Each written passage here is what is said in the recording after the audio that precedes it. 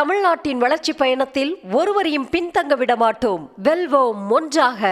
லதா, அதே போல இப்ப அமமுகவை தேசிய ஜனநாயக கூட்டணியில் இணைப்பதற்கு பாஜக முனைப்பு காட்டி வருவதாகவும் கூறப்படுகிறது. இப்ப அது தொடர்பான பேச்சுவார்த்தை இன்று நடைபெற்று அது தொடர்பான முடிவுகள் ஏதேனும் எடுக்கப்படுமா? கடந்த சில வாரங்களுக்கு முன்பு என்டிஏ கூட்டணியிலிருந்து டிடிவி தினகரன் வெளியேறியது. நேரடியாகவே அதிமுக பாஜகவினுடைய தமிழக தலைமை, அதாவது நயினா நாகேந்திரன், இரண்டு பேரையுமே கடுமையாக விமர்சனம் செய்து பேசி வந்தார். இருப்பினும் கூட தொடர்ந்து அதற்கு அடுத்தடுத்த செய்தியாளர் சந்திப்பின் போது அது நேரடியாக தாக்கி பேசுவது என்பது வெகுவாகவே குறைந்ததை நம்மால பார்க்க முடிந்தது. சமீபத்தில் கூட ஒரு பொதுக்குழு கூட்டத்தில் பேசிய டிடிவி தினகரன் அவர்கள் பேசும் பொழுது, தேர்தல் நேரத்தில் கூட்டணிக்கு எதிரிகள் துரோகிகள் என்றெல்லாம் பார்க்க கூடாது என்ற ஒரு தொனியில் அவர் பேசியிருந்தார். எனவே அவர் அதிமுகவோடு கூட்டணி அமைக்க போகிறாரா என்ற கேள்விகள் எல்லாம் வலுத்திருந்தது. இதற்கிடையேதான் நேற்றைய தினம் இபிஎஸ் டெல்லியில் செய்தியாளர்களை சந்திப்பின் போது கூட டிடிவி தினகரன் கூட்டணிக்கு வருவாரா என்ற ஒரு கேள்விக்கு அவர் மறுக்காமல், நாங்கள் சில கட்சிகளோடு கூட்டணி பேச்சுவார்த்தை பேசி வருகிறோம், சில கட்சிகள் கூட்டணிக்கு வருவார்கள் என்ற ஒரு விஷயத்தை முன்வைத்திருந்தார். எனவே இது இந்த சந்தேகத்தை மேலும் தீவிரமாக்கி இருக்கிறது. எனவே கூட்டணிக்கு டிடிவி தினகரன் வருவார் என்ற ஒரு எதிர்பார்ப்புதான் இருக்கிறது. அதே போல அதிமுகவிற்கட்டும் பாஜகவிற்கட்டும் இரண்டு தரப்பிலையுமே முக்கிய நிர்வாகிகளிடம் நாம் கேட்டறிந்த போது டிடிவி தினகரனோடு அந்த கூட்டணி பேச்சுவார்த்தை இறுதி செய்யப்பட்டு விட்டது. விரைவில் ஒரு கூட்டணிக்கு வருவார், இரட்டை இலக்க அவருக்கு தொகுதிகள் கொடுப்பதற்கான சாத்தியக்கூறுகளும் கூட இருக்கிறது, 23ஆம் தேதி உங்களுக்கு கண்டிப்பாக தெரிய வரும் என்ற ஒரு விஷயத்தை தான் இரண்டு தரப்பிலேயுமே முக்கிய நிர்வாகிகள் நம்மிடையே தகவல்களாக சொல்லி வருகிறார்கள். எனவே டிடிவி தினகரன் கூட்டணிக்குள் வருவார் என்ற ஒரு எதிர்பார்ப்பு இருந்து வருகிறது. மேலும் டிடிவி தினகரனை பொறுத்த வரைக்கும் அவர் இரட்டை இலக்கத்தில் தொகுதிகளை கேட்பதாகவும் அதிமுக 8 அல்லது 9 தொகுதிகளை கொடுக்க தயாராக இருப்பதாகவும் நமக்கு தகவல்களாக வந்து கொண்டிருக்கிறது. லதா, அதே போல இப்ப எதன் அடிப்படையில பாஜக அதிக எண்ணிக்கையிலான தொகுதிகளை அதிமுகவிடம் கேட்கிறது? என்ன காரணம்? அதாவது கடந்த தேர்தலின் போது 20 தொகுதிகளில் பாஜக போட்டியிட்டிருந்தது. அதில் 4 தொகுதிகளில் அவர்கள் வெற்றி பெற்றிருந்தார்கள். அதற்கு அடுத்த தேர்தலில், அதாவது 2024 நாடாளுமன்ற தேர்தலில் பார்த்தோம் அப்படின்னா பாஜக தனித்து போட்டியிட்டது. அதாவது சிறிய கட்சிகள் கூட்டணி இருந்தாலும் கூட அதிமுக இல்லாமல் தான் அவர்கள் தேர்தலை சந்தித்திருந்தார்கள். அவர்கள் வாக்குகளையும் பெற்றிருந்தார்கள். எனவே பாஜகவை பொறுத்த வரைக்கும் இது போன்ற, அதாவது 12% வாக்குகளை பெற்றிருக்கக்கூடிய ஒரு சூழல் ஆனது இருக்கிறது. நிறைய தொகுதிகளில் 2ஆம் இடம் 3ஆம் இடம் எல்லாம் பெற்றிருந்தார்கள். போல அதிமுகவும் கூட நிறைய இடங்களில் டெபாசிட் இருந்ததையும் கூட நம்மால பார்க்க முடிந்திருந்தது. இப்படியான ஒரு வளர்ச்சி, அதன் பிறகு வளர்ச்சிகள், தேசிய தலைவர்களினுடைய வருகை, மக்களிடையே பாஜகவினுடைய அந்த கொள்கைகளாக இருக்கட்டும், அவர்களினுடைய திட்டங்களை எடுத்து சென்றதாக இருக்கட்டும், இப்படியான விஷயங்கள், அதே போல இவர்கள் அமைத்திருக்கக்கூடிய தேர்தல் வியூகம், இது போன்ற பல்வேறு விஷயங்களை எல்லாம் மனதில் வைத்துதான் அவர்கள் கூடுதல் தொகுதிகளை அதிமுகவிடம் கேட்டு பெறக்கூடிய எண்ணத்தில் இருந்து கொண்டிருக்கிறார்கள். ஏற்கனவே 10 மாதத்திற்கு முன்பே 2024 செய்த தவறை மீண்டும் செய்யக்கூடாது என்ற ஒரு எண்ணத்தில் தான் 10 மாதங்களுக்கு முன்பே கூட்டணியையும் அவர்கள் அமைத்திருக்கிறார்கள்.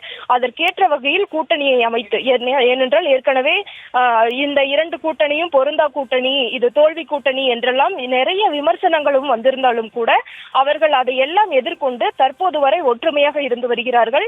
அந்த கூட்டணி மீதான விமர்சனங்களை எல்லாம் எதிர்கொண்டு பல்வேறு தேர்தல் வியூகங்களை எல்லாம் இந்த பணிகள் எல்லாம் நடைபெற்றுக் கொண்டிருக்கிறது. மேலும் இந்த கூட்டணிக்குள் டிடிவி, ஓபிஎஸ் எல்லாம் இருக்கிறார்களா இல்லையா என்றெல்லாம் எதிர்பார்த்திருந்த நிலையில திடீரென்று அவர்கள் கூட்டணியை விட்டும் வெளியே சென்றிருந்தார்கள். தற்பொழுது பாஜகவின் தீவிர முயற்சியின் காரணமாக அவர்கள் இருவரும் மீண்டும் கூட்டணிக்குள் வருவதற்கான சாதகமான சூழலையும் பாஜக தலைமை உருவாக்கி இருக்கிறது. எனவே இது போன்ற ஒரு வலுவான, எப்படி திமுக, காங்கிரஸ் உள்ளிட்ட, எப்படி தமிழகத்தில் இது ஒரு வலுவான கூட்டணி என்று நம்பப்படுகிறதோ அது போன்று ஒரு வலுவான தமிழகத்தில் வலுவான ஒரு கூட்டணியை உருவாக்க வேண்டும்.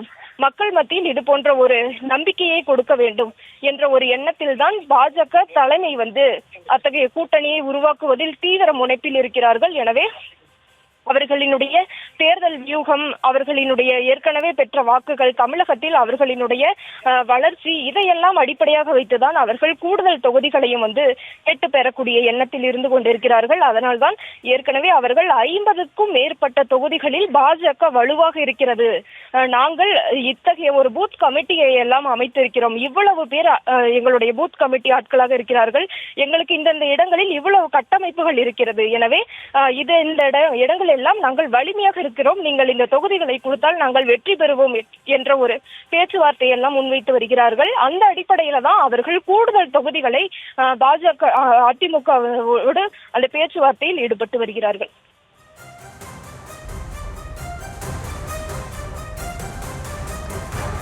இப்ப அதே போல அதிமுக வலுவாக இருக்கக்கூடிய தொகுதிகளையும் பாஜக கேட்பதாகவும் கூறப்படுகிறது. இதனால் என்ன மாதிரியான சிக்கல் ஏற்படும்? இதுல இரு கட்சிகளும் பேச்சுவார்த்தை நடத்தி எப்படி இதுல சுமூக தீர்வு காணப்படும்? அதே போல நீங்க சொல்வது போலதான் 25 தொகுதிகள் வரை கொடுக்க அதிமுக தயாராக இருப்பதாகவும், அதில் 17 தொகுதிகள் வரை பாஜக விரும்பக்கூடிய தொகுதிகளை அவர்கள் எடுத்துக்கொள்ளலாம். அதாவது இந்த தொகுதியில் நின்றால் வெற்றி உறுதி என்று எந்தெந்த தொகுதிகள் பாஜக நம்புகிறதோ, அது அதிமுக வலிமையாக இருக்கும் தொகுதிகளாகவே இருந்தாலும் சரி, அந்த தொகுதிகளை பாஜக கேட்கக்கூடிய பட்சத்தில் அதை எடுத்துக்கொள்வதற்கும் சம்மதித்ததாக எல்லாம் தகவல்களாக நமக்கு வருகிறது. எனவே 25 தொகுதிகளுக்கு மேல் சென்றால், அதாவது கூடுதல் தொகுதிகளை அவர்கள் எங்களுக்கு கொடுத்தே ஆக வேண்டும் என்று அவர்கள் அந்த பேச்சுவார்த்தையில் தொடர்ந்து சுமூக முடிவு எட்டப்படாமல் நீண்டு கொண்டே சென்றால், அது அதாவது உங்களுக்கு வேண்டிய தொகுதிகளை எடுத்துக்கொள்ளலாம் என்ற ஆப்ஷனில் இருந்து இபிஎஸ் பின்வாங்கி விடுவார் என்றெல்லாம் தகவல்களாக வருகிறது. அதாவது என்ன என்றால், குறைந்த தொகுதிகள் கொடுக்கக்கூடிய பட்சத்துல நீங்கள் கேட்கக்கூடிய தொகுதிகளை நாங்கள் கொடுக்கிறோம், இல்லை என்றால் நாங்கள் பார்த்து கொடுக்கக்கூடிய தொகுதிகளில் தான் நீங்கள் நின்ற வேண்டும் என்ற ஒரு விஷயத்தில் இபிஎஸ் அந்த மனநிலையில் தான் இருக்கிறார் என்றெல்லாம் தகவல்களாக நமக்கு வருகிறது. அந்த வகையில அவர்கள் கடந்த முறை 20 தொகுதிகளில் போட்டியிட்ட சூழல்ல 30 தொகுதிகள் 10 தொகுதிகள் கூடுதலாக பாஜக கேட்பதாகவும் தகவல்களாக நமக்கு வருகிறது. எனவே 25 வரை 23, 25 இந்த எண்ணிக்கையில் அதிமுக கொடுக்க தயாராக இருப்பதாக சொல்லப்படுகிறது. அதில் பெரும்பாலும் வட மாவட்டங்கள், அதே போல கொங்கு மண்டலங்கள், இப்படி அதிமுக வலுவாக இருக்கக்கூடிய தொகுதிகளை கேட்டு பெறக்கூடிய எண்ணத்தில் தான் பாஜக இருந்து வருகிறது. ஏனென்றால் எப்படியாவது குறைந்தது 20 எம்எல்ஏக்களாவது பாஜக தரப்பில் இருந்து சட்டமன்றத்திற்குள் சென்றாக வேண்டும் என்ற முனைப்பில் பாஜக இருக்கிறது. கடந்த முறை 4 பேர் உள்ளே சென்றிருக்கிறார்கள். இந்த முறை எப்படியாவது 20 பேரையாவது நாம் நம்மளுடைய பாஜக எம்எல்ஏ என்று உள்ளே அனுப்ப வேண்டும் என்ற ஒரு நிலையில் தான் இருக்கிறார்கள். எனவே அவர்கள் இது போன்ற ஒரு தேர்வு, அதாவது வலிமையாக இருக்கக்கூடிய இடங்களை கேட்டு பெற வேண்டும் என்ற ஒரு எண்ணத்தில் தான் பாஜக இருந்து வருகிறது.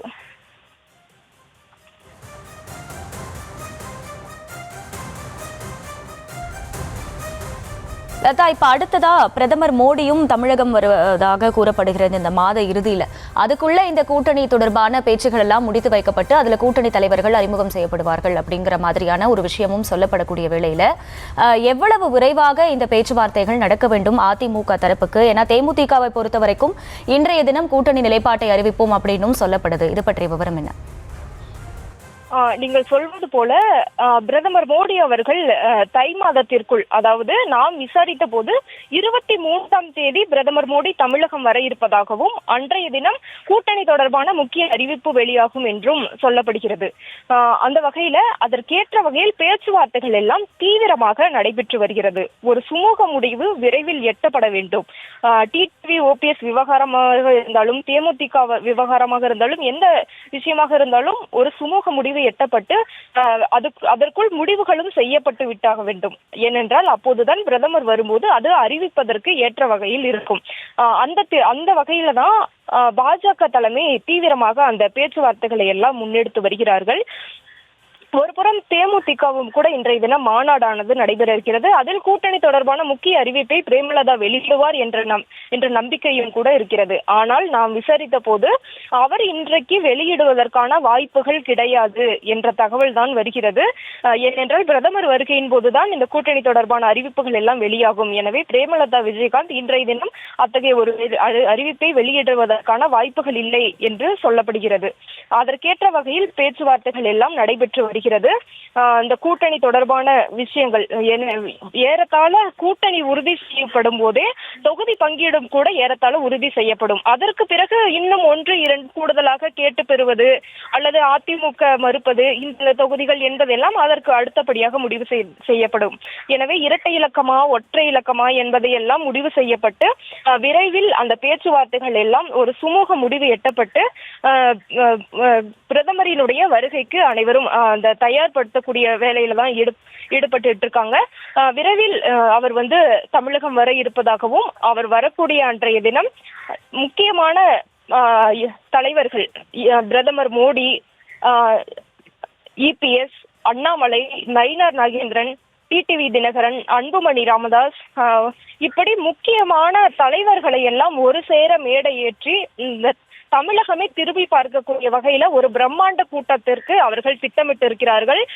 ஏனென்றால் ஏற்கனவே ஒரு விமர்சனங்கள் இருக்கிறது. இந்த கூட்டணியின் மீது வலுவில்லாமல் இருக்கிறார்கள், கூட்டணியில் யாரும் சேரவில்லை என்றெல்லாம் ஒரு விமர்சனங்கள் இருக்கிறது. அதையெல்லாம் உடைத்து எறிந்து நாங்கள் வலுவான கூட்டணி, தமிழகத்தில் நாங்கள் வலுவான கூட்டணி என்பதை நிரூபிக்கக்கூடிய வகையில இந்த ஒரு கூட்டத்திற்கு பாஜக தலைமை முடிவு செய்யப்பட்டு இருக்கிறது. எனவே அதற்கேற்ற வகையில் தீவிரமாக பேச்சுவார்த்தைகள் நடைபெற்று வருகிறது. முழு விவரங்களுக்கு நன்றி லதா. தமிழ்நாட்டின் வளர்ச்சி பயணத்தில் ஒருவரையும் பின்தங்க விட மாட்டோம். வெல்வோம் ஒன்றாக.